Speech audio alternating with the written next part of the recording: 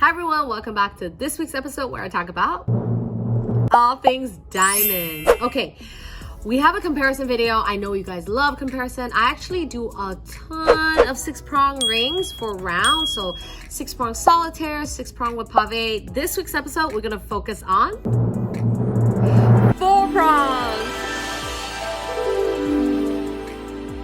Why? Because a lot of people are wondering, like, what's better, 4-prong versus 6-prong? So we're gonna talk about all of that. Make sure you don't forget, hit the like button, subscribe to my channel if you love jewelry. Let's dive right in. So a couple weeks ago, me and Pamela made a little cute video where we were telling you, like, whatever you do, don't buy a skinny band. So what I mean by skinny band is really anything that's too thin. So anything that's like 1.2, 1.4, 1.5 millimeter, way too skinny. Even for diamonds specifically, if you're going to set diamonds on the ring, I actually typically recommend like 1.8, 1.9, maybe 2 millimeter or above.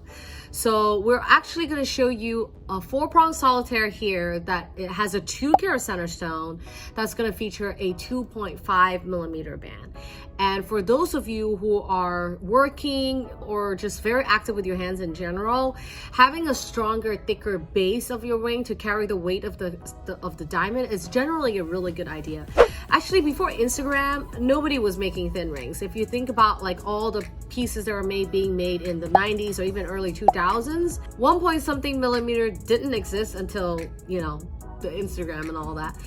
We're gonna compare this ring to a 3-carat 4-prong diamond ring with 2.3 millimeter band with French pave.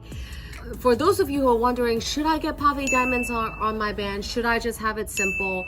A couple of things that you can think about when you're making this decision is what is your daily activity like? I don't think I really wear much pave bands in general because I am super active. Like, I do a lot with my hands. I'm running around, running errands. I grab a lot of things, and pave diamonds typically, it's a little bit higher maintenance, right?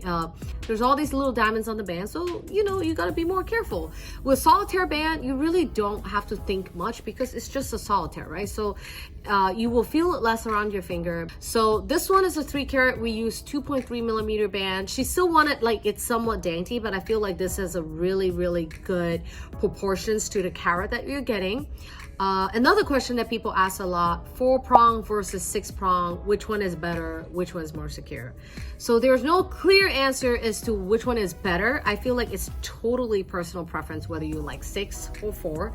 6 typically will make the stone look rounder when you're looking at it from afar.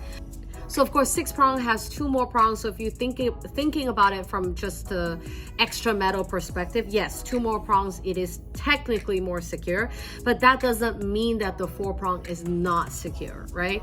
So I think it just depends on how thick the prongs are, if it's gonna actually support the weight of the diamond. The only thing you have to know is that usually we do 4 prongs without the wire. That is acceptable for rounds, but typically for fancy shapes, so anything that's elongated, for example, oval or cushion, we definitely like to add the support wire on the outside of the 4 prongs so that if one prong opens up, if it's round, it'll just turn, right? So likely nothing will happen, well, it just spins around. Versus if it's a fancy shape and it turns, the stone could potentially fly out.